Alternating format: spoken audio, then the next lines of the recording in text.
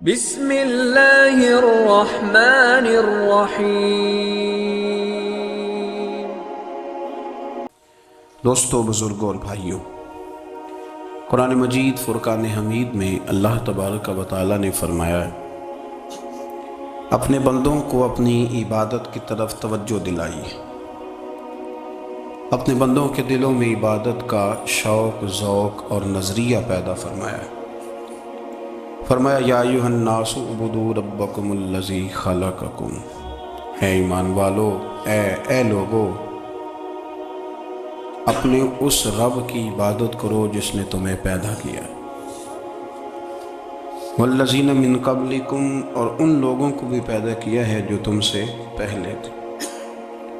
تمہیں عبادت کا نفع یہ ملے گا لعلکم تتقون، کہ تم پرہیزگار ہو جاؤ گے۔ عبادت اس لیے کرو کہ اللہ نے تمہیں پیدا کیا ہے، اور اس لیے کہ تم سے پہلے لوگوں کو بھی اللہ نے پیدا کیا ہے۔ اور پھر ارشاد فرمایا کہ الذی جعل لکم الارض فراشا،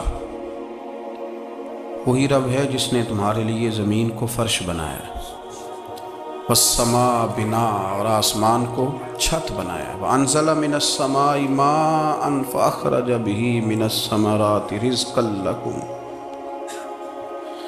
زمین کو فرش بنایا، آسمان کو چھت بنایا، پھر آسمان سے پانی برسایا جس کے ذریعے پھل نکالے، اور وہ بھی کسی اور کے لیے نہیں، رزق لکم، تمہارے رزق کے لیے، وہ بھی تمہارے رزق کے لیے۔ یہ ساری نعمتیں تمہیں دی ہیں، اب فلا تجعلوا للہ اندادا، اب تم اللہ کے ساتھ کسی کو شریک نہ بناؤ، وانتم تعلمون، اور تم جانتے بھی ہو، تمہیں خبر بھی، تمہیں پتہ ہے کہ عبادت اللہ کی کرنی چاہیے، تمہیں پتہ ہے کہ نماز پڑھنی چاہیے، تم جانتے ہو کہ نوافل ادا کرنے چاہیے، تمہیں پتہ ہے کہ سجدے آنکھیں بند کر کے جھوٹ کی زندگی جی کے، اپنے ساتھ بددیانتی کر کے، دھوکہ دے کے، اپنے آپ کو دائیں بائیں، اپنے آپ کو کہیں مصروف رکھ کے کچھ وقت ضائع تو کر لیتے ہو، پر تمہیں پتہ تو ہے نا کہ عبادت اللہ کی کرنی، تمہیں اس کی خبر ہے۔ فرمایا اس رب کی، دیکھیں نا، انسان پر اگر کوئی شخص نیکی کر دیتا ہے، احسان کر دیتا ہے، تو انسان اس کے سامنے پھر گردن نہیں اٹھا سکتا، یار یہ میرے مشکل وقت کا دوست ہے، اس نے میرے ساتھ نیکی کی ہے، کبھی بھی گردن نہیں اٹھائے گا، جھکا کے رکھے گا۔ تو اگر عام کوئی نیکی کر دے تو اس کے سامنے انسان کبھی گردن نہیں اٹھاتا، تو جو رب ساری نعمتیں عطا فرمائے، جو کہے کہ تیری تخلیق میں نے کی، تجھ سے پہلوں کو بھی پیدا میں نے کیا، تیرے لیے زمین کا بچھونا بھی میں نے بچھایا، آسمان کی چھت بھی میں نے لگائی، تیرے لیے زمین سے ساری اناج کو، پھل کو، کھیتیوں کو نکالا بھی تیرے لیے، اب تو اس طرح کر کہ تو میری عبادت کر، تو میری بارگاہ میں جھک جا۔ بہت سارے نشے لوگوں کو لگے ہوئے ہوتے ہیں، ہر آدمی کوئی نہ کوئی نشہ کرتا ہے، کوئی دولت کا کرتا ہے، کوئی شہرت کا کرتا ہے، کوئی اپنی تعریف کا نشہ کرتا ہے، دو چار لوگوں سے تعریف سن کے مطمئن ہو جاتا ہے۔ ناراض تو نہیں ہو گیا اس جملے سے؟ آپ کرتے ہیں لوگ دولت کا نشہ بھی، یہ جب نقصان ہوتا ہے تو بندے بیمار نہیں ہو جاتے؟ پیسے ڈوب جاتے ہیں تو لوگ بیمار نہیں ہو جاتے؟ تو اس کا مطلب یہ ہوتا ہے کہ نشہ ٹوٹ گیا ہے، بہک ہوئے ہیں نا تھوڑے سے تو کانپتے ہیں، تڑپتے ہیں، پریشان۔ نشئی اسی طرح ہی کرتا ہے نا، نہیں ملتا تو پریشان ہوتا ہے۔ یہ سارے نشے ہیں، مختلف قسم کا نشہ۔ ہم مانتے نہیں اس بات کو، تسلیم نہیں کرتے، کیونکہ تسلیم کرنا بڑا مشکل کام ہے، اس کے لیے تو بڑی ساری چیزیں جو ہیں وہ دبوچ کے اور بڑی سارے رستے پھلانگ کے آنا پڑتا ہے، تو بڑا مشکل ہے ماننا، ورنہ کرتے ہیں ہم، ہمارا مزاج ہے۔ یہ گھومنے پھرنے کا، دنیا دیکھنے کا بھی ایک نشہ ہے، یہ بہت ساری باتیں کرنے کا بھی ایک نشہ ہے، گپ شپ کا بھی ایک نشہ ہے۔ دو چار لوگوں کی جب تک پگڑیاں نہ کھول لیں، بعض لوگوں کو نیند نہیں آتی، یہ غیبت کا، چغلی کا، بددیانتی کا، یہ بھی ایک نشہ ہے۔ اس پر ملا رومی رحمۃ اللہ نے بڑا کلام لکھا ہے، وہ کہتے ہیں مانگ کے کھانے کا بھی نشہ ہے، مانگ کے کھانے کا بھی نشہ ہے۔ وہ کہتے ہیں کہ ایک بھیک مانگنے والی خاتون تھی تو بادشاہ کے پاس بھیک مانگنے آئی تو بادشاہ کو پسند آ گئی، اس نے شادی کر لی۔ اب اس کو عادت تھی بھیک مانگ کے کھانے کی، تو وہ کنیزوں سے کہا کرتی تھی کہ فٹافٹ نہ روٹی لے کے آیا کرو، میں 2-3 دفعہ مانگوں تو پھر لایا کرو، کیونکہ ایک نشہ ہے نا، تو میں مانگوں 2-4 دفعہ تو پھر۔ تو انسان بہت سارے نشے کرتا ہے، یہ مانتا نہیں، یہ موبائل، یہ فیس بک، یہ سارے نشے ہی ہیں۔ اپنی فوٹو لگا لینا، سارا دن اسی کو دیکھتے رہنا۔ اور بڑے بڑے سیانے بندے جو وزادار ہیں، بڑے وزادار لوگ ہیں، لیکن وہ بھی سنجیدگی کے قائل نہیں، اس طرح کے نشوں کا شکار ہیں۔ یہ سارے نشے ہیں جو ہم نے پال لیے۔ ہمارے صوفیاء، ہمارے بزرگ فرماتے ہیں کہ تم اس طرح کرو، اگر سارے نشوں سے بچنا چاہتے ہو تو سجدے کا نشہ شروع کرو، سجدے کا نشہ شروع کرو۔ یہ نا اقبال کہتے ہیں، عطار ہو، رومی ہو، رازی، آپ بات کو سمجھیں، عطار ہو، رومی ہو، رازی ہو، غزالی ہو، کچھ ہاتھ نہیں آتا بے آہ سحر گاہی۔ کہتے بہت بڑا صوفی ہو جیسے فرید الدین عطار تھے، بہت بڑا تصوف کا امام ہو جیسے امام غزالی تھے، بہت بڑا تفسیر کا استاد ہو جیسے امام رازی ہو، عطار ہو، رومی ہو، رازی ہو، غزالی ہو، پر کچھ ہاتھ نہیں آتا بے آہ سحر گاہی۔ اگر سویرے اٹھ کے روتا نہیں نا اللہ کی بارگاہ میں، اگر تہجد نہیں نہ پڑھتا تو کچھ ہاتھ نہیں آتا بے آہ سحر گاہی۔ پھر اس کو کوئی چیز نصیب، میری بات کی سمجھ آ رہی ہے آپ حضرات کو؟ جب تک آپ سویرے نہیں اٹھتے، آپ اللہ اللہ نہیں کرتے، آپ کو نوافل کا چسکا نہیں، عبادت کا مزہ نہیں، فرمایا میری عبادت کرو، یہ شوق پیدا کرو، میں نے تمہیں پیدا کیا ہے۔ ہم لوگوں کے نشے ہیں، مختلف نشے ہیں، بڑا عجیب رنگ ہے۔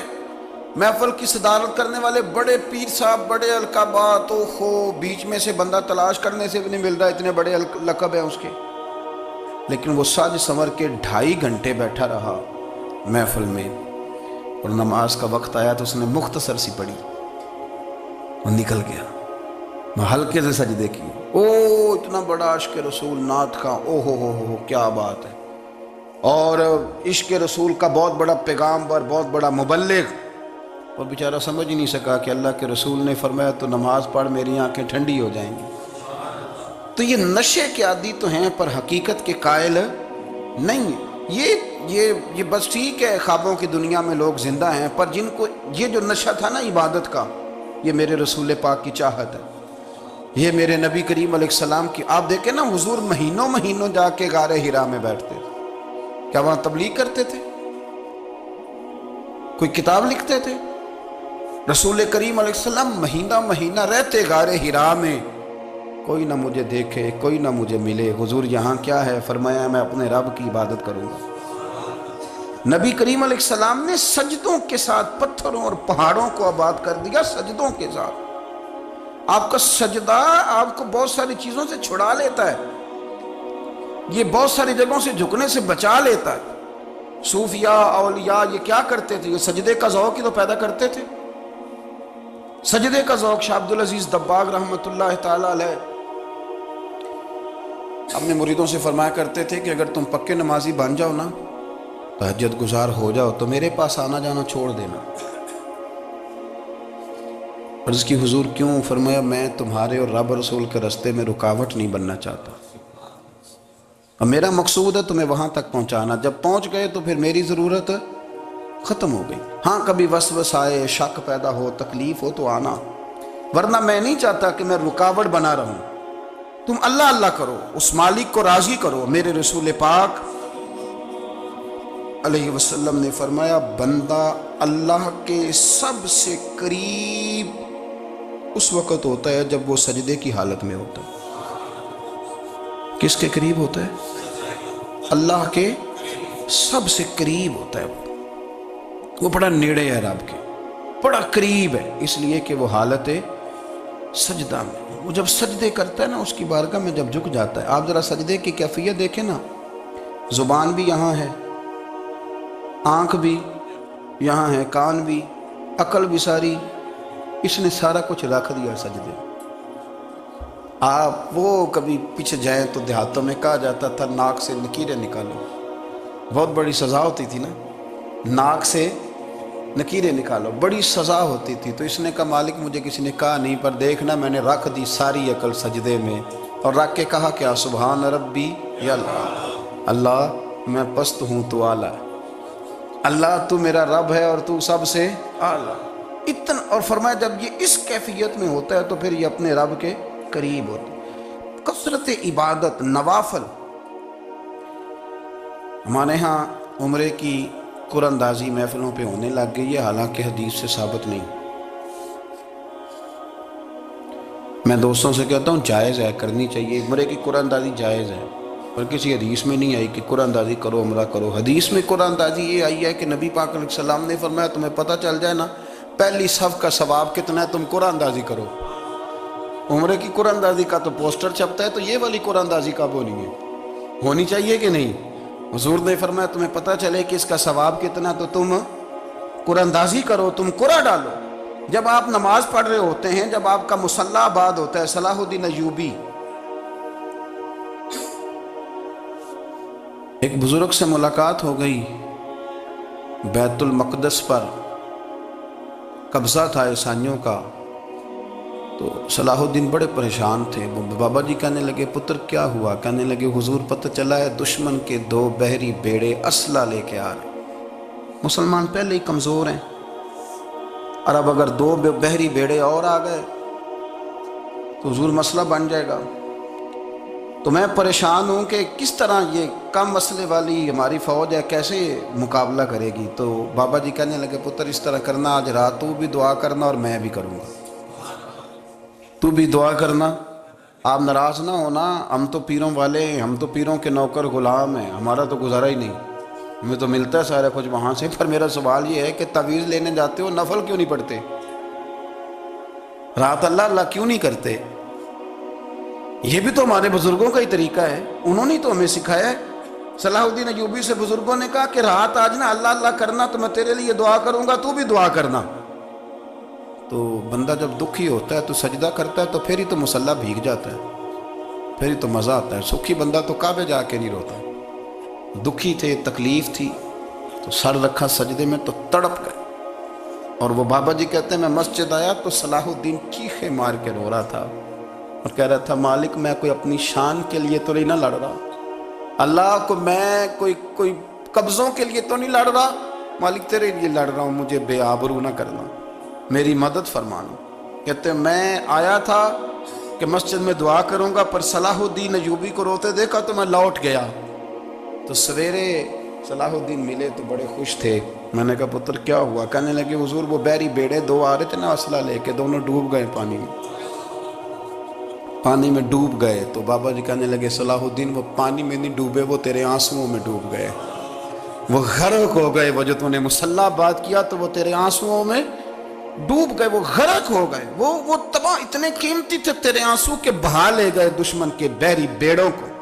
میرے بھائی ٹھیک ہو گیا جی، میرے عزیز سمجھ لیں اس بات کو ہمیشہ کے لیے، اور اس پر غور کر لیں اچھے طریقے سے کہ میرے رسول کریم سید عالم صلی اللہ علیہ وسلم نے نا ہماری توجہ دلائی، حضور نے ہمیں بتلایا، ہمارا ذوق بڑھایا عبادت کی طرف۔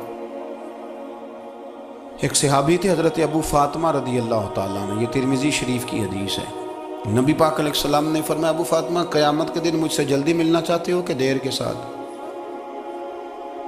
تو کہنے لگے حضور کون ہوگا جو دیر سے ملنا چاہے، ہم نے تو جان دے دی وعدہ دیدار پر۔ اعلیٰ حضرت فرماتے ہیں جان دے دی وعدہ اور نقد اپنا دام ہو ہی جائے گا۔ مجھے لگتا ہے کہ یہ سودا نقد و نقد ہو جانا ہے، چونکہ ہم نے جان دے دی وعدہ دیدار پر۔ آپ نے وعدہ کیا تھا کہ مریں گے تو پھر زیارت ہوگی، تو مر گئے ہم زیارت کی خاطر۔ جان دے دی وعدہ دیدار پر، تو نقد اپنا دام ہو ہی جائے گا۔ اے رضا ہر کام کا ایک وقت ہے، دل کو بھی آرام ہو ہی جائے گا۔ تو حضرت ابو فاطمہ رضی اللہ تعالیٰ عنہ سے نبی پاک صلی اللہ علیہ وسلم نے فرمایا جلدی ملنا چاہتے ہو کہ دیر سے؟ اس کی حضور فٹافٹ ملنا ہے، میں نے قیامت کے دن آپ سے جلدی ملنا ہے۔ تو نبی پاک علیہ السلام نے فرمایا پھر اس طرح کرنا، دنیا میں رہ کے سجدے زیادہ کرنا، پھر سجدے زیادہ کرنا، قیامت میں ملاقات جلدی ہو جائے، قرب ملے گا تمہیں۔ اپنے بچوں کے اندر دیکھیں نا، ہم شوق پیدا کرتے ہیں، ہمیں صحیح لفظ نہیں بولنے آتے ہیں پر ہم بچوں میں شوق پیدا کرتے ہیں کہ پتر ڈاکٹر بن جائے گا تو بڑا نفع کرے گا، تو لوگوں کی خدمت کرے گا، ملک و ملت کی خدمت کرے گا، تیرے ابا کا نام روشن ہوگا، تیرے دادا کی تعریفیں ہوں گی۔ ہم یہ ذوق پیدا کرتے ہیں۔ ہم اپنے نوجوانوں کے اندر یہ فکر پیدا کرتے ہیں، انہیں ہم سمجھاتے ہیں کہ میاں جب تم پڑھو گے، محنت کرو گے تو فلاں آدمی کی طرح تمہارا نام ہوگا۔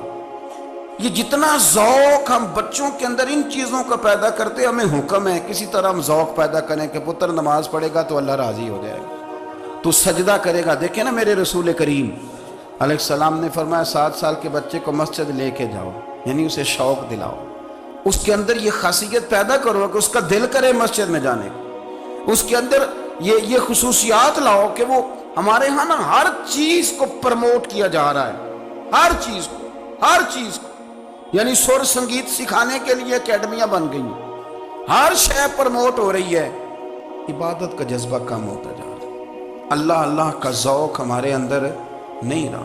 اور اتنا مشکل ہم نے اپنے لیے بنا لیا ہے کہ وہ بندہ جو بڑی زبردست مذہبی گفتگو کر رہا تھا اور تگڑی بات کر رہا تھا، کیا بات ہے، لیکن نماز کے بارے میں کمزوری دکھا جاتا ہے، نوافل کے بارے میں وہ چپکے سے نکل جاتا ہے۔ امام احمد بن حنبل رحمۃ اللہ تعالی علیہ، مسند امام احمد بن حنبل 14 جلدوں میں ہے مارکیٹ میں، اور مجھے تو خیر پسند ہی بڑی ہے، میں نے تو کئی دفعہ پڑھی ہے۔ اور کیا بات ہے امام احمد بن حنبل کی، کیسے تگڑے قسم کے محدث تھے اور اللہ نے کتنا انہیں اعزاز عطا فرمایا ہوا تھا۔ یہ کوڑے بھی کھاتے تھے دین کی خاطر، سارا کرتا لہو سے بھر بھی جایا کرتا تھا، بڑا اعزاز والا شخص تھے، بڑے اعزاز والے، حدیثیں جمع کرنا، حدیثیں لکھنا، حدیث پڑھانا، سارا دن رہتے تھے۔ کہہ سکتے تھے کہ میں کر تو رہا ہوں کام، اور حدیث بھی موجود ہے کہ عالم عابد سے افضل ہوتا ہے، پر اس کے باوجود امام احمد بن حنبل رحمۃ اللہ علیہ 300 نفل فرض نمازوں کے علاوہ پڑھا کرتے تھے، 300 نوافل روز پڑھا کرتے تھے۔ ان کے بیٹے نے کہا ابا جی مکان خریدنا ہے تو وہ جگہ کہاں کر کے لوں، بہت ساری آبادیاں، تو فرمایا پتر وہاں لینا جہاں مسجد قریب ہو۔ میرے رسول کریم سید عالم صلی اللہ علیہ وسلم اتنا پسند کرتے مسجد کو، اتنا پسند کرتے نماز کو، کہ رسول کریم صلی اللہ علیہ وسلم تہجد کی نماز بھی پڑھتے، پھر حضور فجر کی نماز بھی پڑھتے، نبی پاک وتر کو الگ کر کے پڑھتے، عشاء کے ساتھ نہیں پڑھتے۔ یہ تو ہم اس لیے اجازت دی ہمارے بزرگوں نے کہ بعد میں اٹھے گا کون علیحدہ وتر پڑھنے کے لیے، عشاء کے ساتھ پڑھ لیں۔ وتر پڑھتے، تہجد پڑھتے، فجر پڑھتے، اشراق پڑھتے، چاشت پڑھتے، پھر مغرب کی نماز کے بعد 6 رکعت اوابین پڑھتے، پھر رات کو صلاۃ اللیل پڑھتے۔ سیدہ عائشہ صدیقہ کہتی ہیں زمانہ سو جاتا اور میرے رسول مصلی بچھا کے کھڑے ہو جاتے، او یار کھیتی باڑی کر کے نہیں، محنت مزدوری کر کے نہیں۔ جناب عائشہ کہتی ہیں میں یہ بھی دیکھتی کہ حضور ایک آیت شروع کرتے تو ساری رات اسی کو پڑھتے، اور میری نظر جاتی تو قدم مبارک پہ ورم آ جاتا۔ یار نماز پڑھ کے اتنی مشقت کر کے، اتنی جد و جہد کر کے ورم آ گیا، یا رسول اللہ اتنی محنت کیوں کرتے ہو؟ فرمایا افلا اکون عبدا شکورا، کیا میں اپنے رب کا شکر گزار بندہ نہ بنوں؟ صحابہ کا ذوق عبادتوں کا، ریاضتوں کا، تلاوتوں کا، طبیعتیں ان کی، وہ ایک دوسرے کو، حضرت مولا علی شیر خدا کرم اللہ تعالی وجہہ الکریم کے زمانے میں روم کے بادشاہ نے کہا یار یہ مسلمانوں کا پتہ تو کرو، یہ آخر کیوں اتنے زیادہ مجاہد ہیں؟ اس زمانے میں جاسوس بھیجنے کا مزاج تھا، اب تو جاسوس پکڑا جاتا ہے، اب تو جاسوس ہے، اور جاسوسی کا شوق ویسے آج بھی ہے۔ عرض کروں تھوڑی سی بات اس عنوان سے، پتہ کیا ہمارا مسئلہ ہے؟ ہم جہاں جاتے ہیں نا وہاں تھوڑی خوشبو سونگنے کی کوشش کرتے ہیں، وہ کیا ہے تو یہ کیا ہے تو ادھر کیا ہے تو تھوڑا سا ادھر کیا ہے۔ میرے رسول پاک پڑھیے درود شریف، سارے پڑھیے ذرا زور سے، صلی اللہ تعالی۔ نبی پاک علیہ السلام نے فرمایا جاسوسی نہ کرنا ورنہ تم بندوں کو خراب کر دو گے، اور فرمایا اس طرح نہ ہو کہ تم کسی کے آپ کھول نہ نکلو تو تمہارے پہلے کھول جائیں۔ یہ جو ذوق ہے نا یہ ختم کریں، چھوڑیں، مطلب آپ کس چکر میں پڑے ہوئے ہیں، اتنی زیادہ توجہ کرنے کی کیا ضرورت ہے؟ کام سے کام رکھیں، اس میں بندہ تھوڑا سا نا آسان رہتا ہے۔ یہ جو بہت زیادہ ٹٹولنے والے لوگ ہوتے ہیں نا وہ بیچارے پھر عمر ٹٹولتے ہی گزار دیتے ہیں، اس لیے کہ مزاج ہی بہت پکا ہے، بوری کا منہ کھول کے اندر تک ہاتھ ڈالنا، تو پھر کئی دفعہ سامنے سے بچھو بھی لڑ جاتا، خرابی ہوتی۔ تو جاسوسی کی جاتی تھی، اس نے بھی جاسوس بھیجے، کیونکہ قبیلوں کے لوگ تھے، کچھ مسلم کچھ کافر، پہچانے نہیں جاتے تھے لوگ، تو کچھ لوگ اس نے بھیجے، انہوں نے آ کے نا تحقیق کی،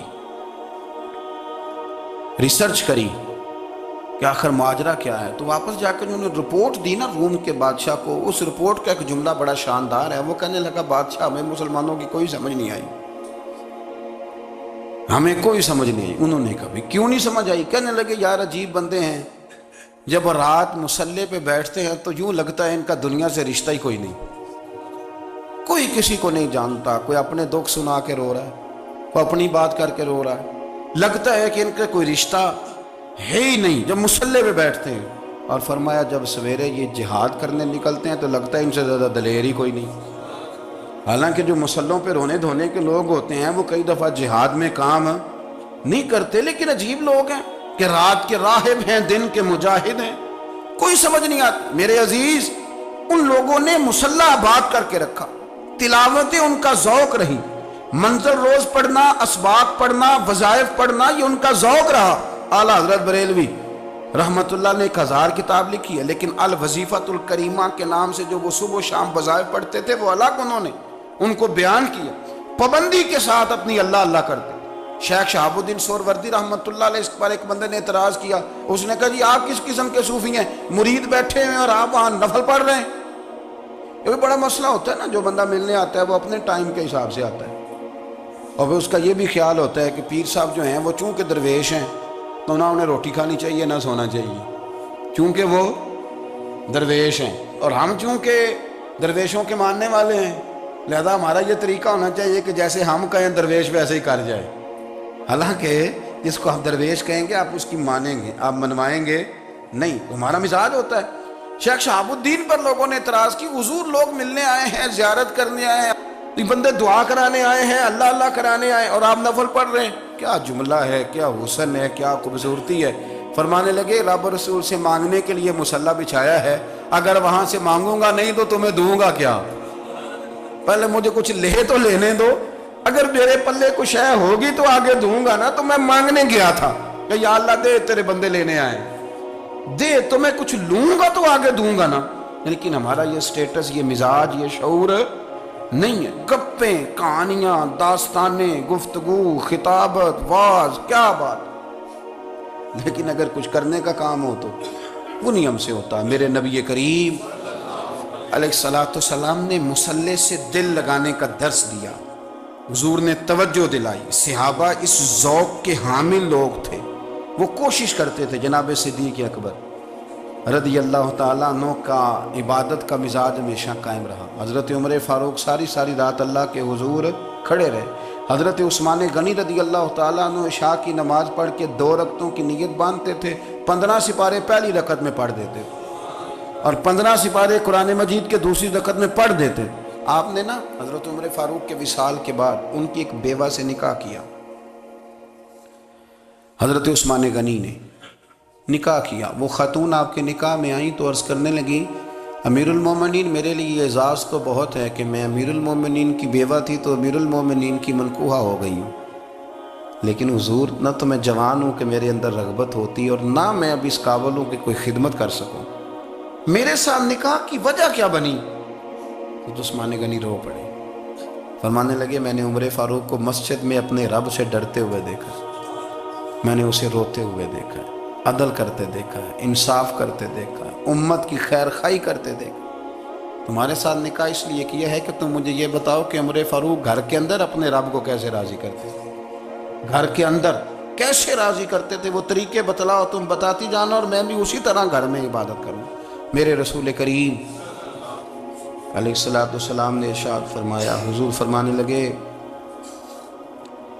جس گھر میں اللہ کا ذکر ہوتا ہے وہ گھر زندوں کا ہے، اور جس گھر میں رب کریم کا ذکر نہیں ہوتا وہ گھر زندوں کا نہیں ہے۔ گھر نا ہم نا کتابوں میں پڑھتے ہیں کہ ایک بزرگ کہتے ہیں، حضرت فضیل بن عیاض کہتے ہیں کہ میں ایک گلی سے گزر رہا تھا تو گھر کے اندر کسی قاری صاحب نے قرآن کی آیت پڑھ دی، وَلِمَنْ خَافَ مَقَامَ رَبِّهِ جَنَّتَانِ، میں تے میرے کانوں سے ٹکرائی تو اللہ نے میری کایا ہی پلٹ دی، میں توبہ کر گیا۔ اب گھر کے اندر سے آواز آئے تو صحیح نہ تلاوت کی، پر اندر سے آواز آتی نہیں، یا ڈیک بجنے کی آواز آتی ہے، یا ٹی وی چلنے کی آواز آتی ہے، یا دھوم مچانے کی آواز آتی ہے۔ عبادت کا وہ جو خاص شوق تھا، وہ جو حسن تھا، وہ جو توانائی تھی، وہ جو بات تھی۔ ایک جگہ پہ ہم بیٹھے تھے تو وہاں ایک صاحب آئے اور انہوں نے آتے ہی کہا کہ مہربانی کریں ذرا مجھے مصلی دے دیں، میرے نہ کچھ نفل رہ گئے۔ تو میں نے وضو کر لیا تو کوئی مصلی مل جائے، مصلی انہیں دے دیا گیا، وہ مصلی لے کے چلے گئے۔ تو پیچھے ایک صاحب نے تبصرہ کیا، کہنے نے کتنا ریاکار بندہ ہے، لوگوں کو دکھا رہا ہے کہ میں نفل پڑھتا ہوں، ہے کو بات کرنے والی۔ میں نے اسے کہا، میں نے کہا تو مہربانی کرنا، اس طرح کی ریاکاری تو بھی کر، پکڑ مصلی اور جا تو بھی تھوڑی ریاکاری کر کے آ، اٹھ ذرا شکر کر، کوئی یہ ریاکار بھی ملا ہے، کوئی نفل پڑھ کے ریاکاری کر رہا ہے۔ اللہ کا میں کہتا ہوں کو پڑھے تو صحیح نہ، یار یہ کوئی دور ہے نفل پڑھنے کا؟ اس میں تو لوگوں کا مزاج ہی نہیں، طبیعت ہی نہیں۔ میں نے کہا چل مہربانی کر، یہ لے مصلی اور تو بھی جا تھوڑی سی یا کر، یا ریاکاری کرو تو صحیح نا، مزاج ہی نہیں، ذوق۔ جمعے کی نماز پڑھ کے یوں دنیا بھاگتی ہے، او ہو پتہ نہیں کون سی پیچھے آگ تھی جو بجھائی جائے گی۔ اور آج تک لوگ مسئلہ پوچھ رہے ہیں کہ جمعے کی بعد والی سنتیں کتنی ہوتی ہیں۔ میں نے کہا کتنے سال ہو گئے جمعہ پڑھتے، کتنے سال ہو گئے، ابھی تک سنتوں کا نہیں پتہ، ابھی تک نہیں علم کے پہلے کتنی رکھتے ہیں اور بعد میں کتنی رکھتے ہیں۔ فجر کی سنتیں کب پڑھنی چاہیے؟ سنو فجر کی سنتوں کے بارے میں۔ میرے رسول کریم سید عالم صلی اللہ تعالیٰ علیہ وسلم سے ایک صحابی نے پوچھا تھا، حضور میری فجر کی سنتیں رہ گئیں یا رہ جاتی ہیں تو حکم کیا ہے؟ کیا انداز ہے حضور کا؟ بخاری مسلم کے لفظ سنو، حضور سید عالم صلی اللہ علیہ وسلم فرمانے لگے، اس نے کیا پوچھا تھا، حضور جواب کیا دیتے ہیں؟ فرمایا فجر کی سنتیں کبھی نہ چھوڑنا، فجر کی پہلی 2 سنتیں کبھی نہ چھوڑنا۔ یا رسول اللہ صلی اللہ تعالیٰ علیہ وسلم میری رہ گئی ہیں، رہ جاتی ہیں۔ فرمایا فجر کی 2 سنتیں نہ چھوڑنا، فرمایا فجر کی پہلی 2 سنتیں مجھے دنیا اور دنیا کے اندر جو کچھ ہے وہ سب سے زیادہ پیاری ہے۔ فجر کی 2 سنتیں دنیا اور دنیا میں جو کچھ ہے مجھے وہ سب سے زیادہ پیاری ہیں، اس لیے فجر کی سنتیں نہ چھوڑنا۔ اپنا ذوق، اپنی طبیعت، ہم نے نا ذوق غلط بنا لیا۔ اگر 20 بندے کہہ بھی دیں گے تو نے بڑی شاندار تلاوت کیا تو کیا اس سے بنے گا؟ 100 بندہ کہہ بھی دے تیری کیا بات ہے، کیا بات ہے نعت خاں کی، کیا بات ہے علامہ صاحب کی، پیر صاحب کی، پیر مہر علی شاہ صاحب رحمت اللہ علیہ۔ آپ تشریف فرما تھے تو آپ کے ایک ہی بیٹے بابو جی جن کو کہا جاتا ہے، جس دن صاحبزادے پیدا ہوئے تو خادم نہ وہاں سے نکلا۔ ان لوگوں کے شوق اور طرح کے تھے نا، تو ان کی توجہ بھی اپنے شوق کی طرف رہتی۔ تو خادم نکلا اندر سے، پیر صاحب مبارک ہو، پیر صاحب مبارک ہو، پیر صاحب مبارک ہو، پیر صاحب مبارک، وہ شور کر رہا ہے۔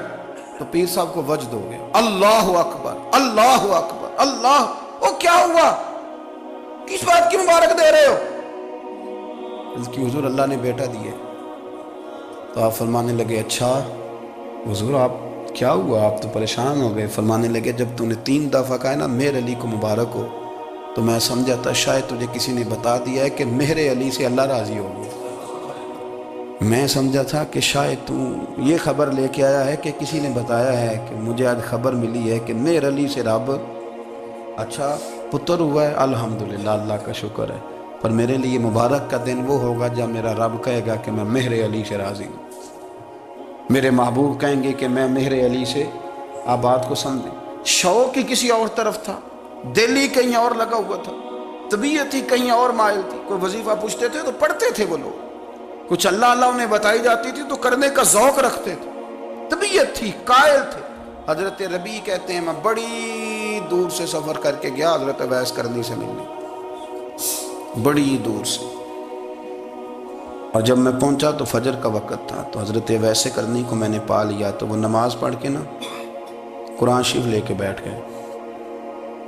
فرماتے ہیں اشراق چاشت کا وقت ہوا تو نفلوں کی نیت باندھ لی۔ محدث ابن الجوزی نے لکھا ہے، فرماتے ہیں پھر جب زوال کا وقت ہوا تو مسجد میں جھاڑو دینے لگ گئے۔ زور کی نماز پڑھ کے تو عصر کی تیاری تک وہ مسجد میں بیٹھے رہے، اور میرے نبی پاک علیہ السلام نے فرمایا جو نماز کے انتظار میں بیٹھا ہو وہ نماز ہی میں ہے، وہ نماز ہی میں ہے۔ فرمایا میری دنیا، میری امت کی جو رہبانیت ہے نا وہ اتنی ہے کہ نماز کا انتظار کرے، اذان کے بعد نماز کا یہ راہب ہیں، یہ اس وقت چھوڑ کے بیٹھے ہیں سارا کچھ، فرماتے ہیں عصر تک انہوں نے اللہ اللہ کی، پھر مغرب تک کی، عشاء کی نماز ہوئی تو نماز پڑھی تو وہ تھک گئے، اب مجھے وہ فارغ ہوں مصلی چھوڑے تو میں ملاقات کروں نا۔ یہ آپ حیران نہ ہو کہ اتنی دیر بندہ کیسے اللہ اللہ کر، ہم نے کی نہیں نا اس لیے ہم پریشان ہیں۔ جو عادی ہوتے ہیں وہ کر بھی لیتے ہیں، وہ یہ کام، میری بات کی سمجھ آ رہی ہے؟ جب جاتے ہو کسی دفتر میں تو 8 گھنٹے کھڑے رہ لیتے ہو نا، مجبوری ہوتی ہے تو کھڑے رہا جا سکتا ہے۔ پاسپورٹ کے دفتر بولیے، امیگریشن کی لائنوں میں، اور میں نے تو ایمبیسیوں میں بندے 12 گھنٹے پہلے جا کے کھڑے دیکھے، رہ لیتے ہیں کھڑے۔ تو اگر ان کاموں کے لیے رہا جاتا ہے تو اللہ رسول کے لیے بھی کھڑے رہا جا سکتا ہے۔ تو فرمانے لگے کہ جب عشاء کی نماز کے بعد آخر انسان تھے، تھک گئے، نیند کا غلبہ ہوا تو تھوڑی ایسے آنکھ بند ہوئی تو کھلی تو رونے لگے۔ حضرت ویسے کر دیا، رو کے کہنے لگے مالک مجھے غافل تو نہ کر، ابھی میں نے کیا بھی کچھ نہیں، دن ختم ہو گیا، کوئی نفل نہیں، کوئی اللہ اللہ نہیں، اللہ مجھے غافل نہ کر، میری مدد فرما۔ فرماتے ہیں جب وہ روئے تو میرے ساتھ جو شخص تھا، میں نے کہا اٹھو چلیں، کہنے لگا حضور ملنا نہیں، فرمایا جو میں لینے آیا تھا وہ مجھے مل گیا، جو میں ان سے سیکھنے آیا تھا وہ مجھے نصیب ہو گیا، اب اور میں نے کیا لینا، ختم ہو گئی بات، اٹھو چلیں۔ اللہ کے بندوں نے حضرت ربیہ بن کعب اسلمی رضی اللہ تعالیٰ عنہ فرماتے ہیں، کہتے ہیں جب بنو قریظہ اور بنو نذیر یہودیوں کے ساتھ حضور علیہ السلام نے جنگ کا اعلان فرمایا تو وہ دشمن ہو گئے، ہمیں خطرہ تھا کہ وہ رات کو کہیں محبوب کو تکلیف نہ دیں، تو کچھ لوگ نا تلواریں لے کے نبی پاک کے دروازے پہ پہرے داری کرتے تھے۔ گن مین رکھنا حرام نہیں، اگر کسی کو واقعی خطرہ ہو تو اس کے لیے سنت بھی ہے۔ حضرت علی المرتضیٰ تلوار لے کے حضور کے گھر کا پہرا دیتے تھے۔ حضرت ربیہ بن کعب اسلمی رضی اللہ تعالیٰ عنہ فرماتے ہیں کہ رات میری ڈیوٹی تھی کہ میں حضور کے گھر کا پہرا دوں گا، تو فرماتے ہیں میں باہر سن رہا تھا، ساری رات ہی میرے نبی پاک نے اللہ کی تسبیح پڑھی، ساری رات، کبھی تسبیح، کبھی تحلیل، کبھی تحمید، کبھی تکبیر، ساری رات۔ فرماتے ہیں ساری رات حضور پڑھتے رہے اور ساری رات ہی میں سنتا رہا، مجھے اونگ آ گئی، میری آنکھ لگ گئی، حضور ابھی پڑھ رہے تھے، میں تھک کے سو گیا، اور فرماتے ہیں جب میری آنکھ دوبارہ سے کھلی تو میرے کانوں میں پھر کوئی چیز گونجی، تو میں نے کان لگایا تو میرے حبیب ابھی بھی اللہ کو یاد کر رہے، ساری رات حضور رب کی عبادت کرتے۔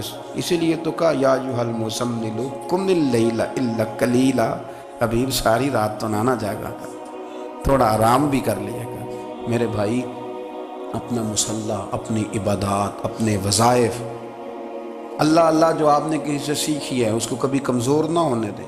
شجرہ شریف جو کسی بزرگ سے آپ لے لیتے ہیں تو کیا رسم ہے کوئی؟